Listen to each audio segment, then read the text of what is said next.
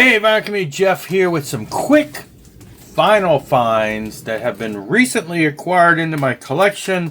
All of them are screaming of the mid-80s sweetness, and I am glad to finally have these. Some of these have been on my wish list for a long time, and now they are gone. So yeah, get into this. This one, Hellbound by Warlock. I never find much Warlock, and it's, I got one not too long ago, and then I got another one, so it's kind of nice that they're all of a sudden coming together all in the past year. This is their second album, Hellbound. It's the limited edition version, but this didn't have the poster. So anyway, I was missing it out, but the album itself is like near mint. It is just absolutely beautiful. Everything else about it is right. It just doesn't have the poster. So somebody must have hung that up on their wall and never put it back in the album. Yeah, so I think this leaves me only at this point needing the first Warlock album. Was it 1984? With the funny goblin Warlock guy on the front. That would be it, aside from the Doro album where she plays the stuff live. But the actual 4 Warlock albums, I now have 3 out of 4. And not even a year ago, I had 0 out of 4. So that was great to get. This one, I've seen it shown. I think Scott Waters showed it sometime. Somebody put this on my radar.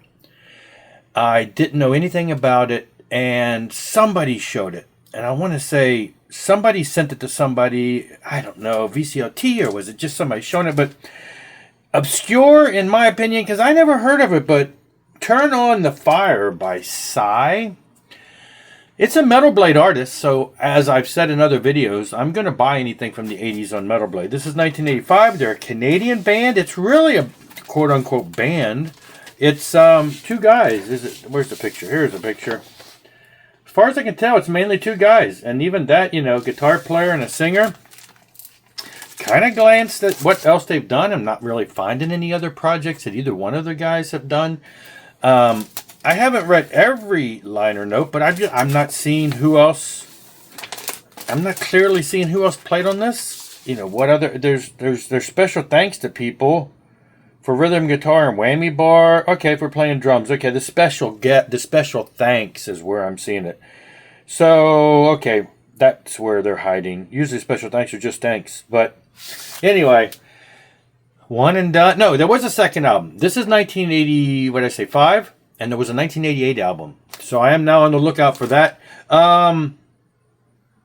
Little speed, a little thrashy, but for the most part, more of just a, almost traditional metal feel of that time. So yeah, great stuff. Absolutely minty fresh condition. Here's one that's so minty fresh it's still in the shrink wrap. This is just a single by Rothschild. 1983. The Do You Want My Love, Twist of the Knife. I didn't even open it yet because it was still sealed. And I'm struggling with the idea because I have the songs, I believe, on a CD. Because these songs were part of one of their EPs. And I think they put it on the Trash Queen CD that was kind of a self-release type thing. But I already had this as a 45 picture disc. I bought this years ago when records were 50 cents, I went on eBay back in like 2009-ish when I had built the band room out back and just started looking up bands. I picked up the first Rothschild picture disc. I picked up this. I picked up some Adamant picture discs. I picked up the Kiss.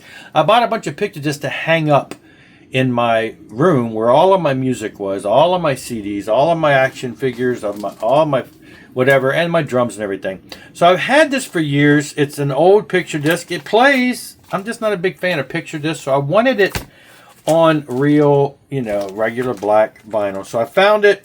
I'll probably eventually crack it open, but because I'm so familiar with the songs, it's more of a novelty to have.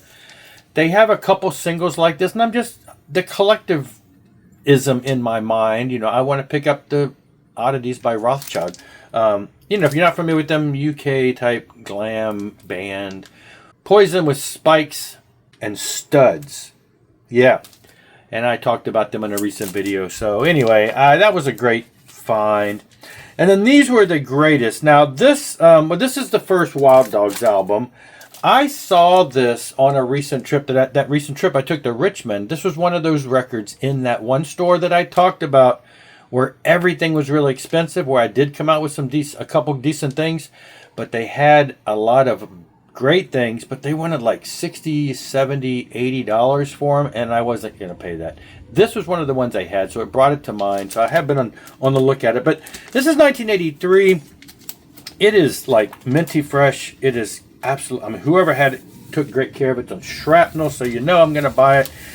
Dean Castronova on drums. This is probably about where he started. You know, he went on to do so many cool drums on so many instrumental albums for Shrapnel. A phenomenal drummer. He, of course, later went on to join Journey. He's a great singer. He's a great drummer. He now does Revolution Saints, all kinds of projects, because he can sing and do it all. And this is the early days. And I remember seeing this back in the day, and I just thought it was so iconic because, you know, they're all decked out with the studs and leather and chains. So, you know, has always been just one of those albums that I always remember from back in the day. So I was glad to get that, and the second album, Man's Best Friend. So I've been on the lookout. This is also a Shrapnel release. I think it's the same lineup, but you know, Dean's there on drums. So more goodness. And they're just like straightforward metal, just like you would picture them being straightforward metal.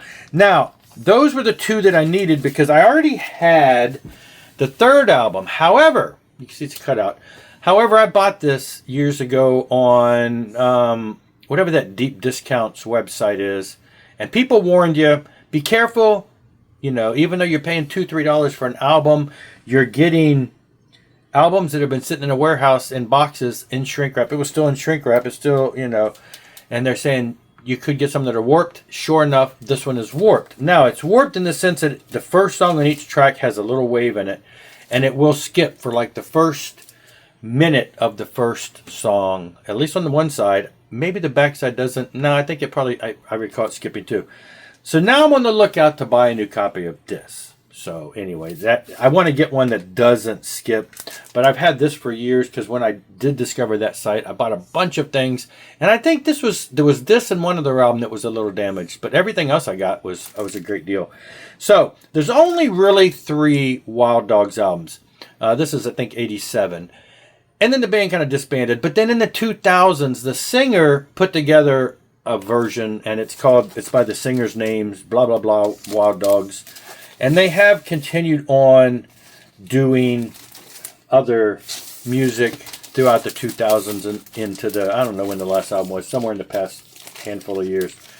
But, you know, not quite the same thing. This is the classics, and there were only 3 albums back in this day. And so it's great to finally have the collection of all 3. The other ones, like I said, none of those are on vinyl. They're just like a bunch of CDs and stuff. So anyway, there you go. Handful of great stuff, all between the years of 83 and 85. So yeah, it was great to find all those within the past couple weeks. You've probably seen them on the wall. I've had them for a couple weeks, different times.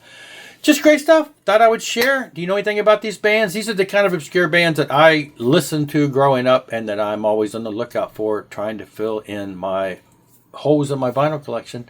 That's it for this one, though. Thanks for watching, and see you later. Rock on and rock hard.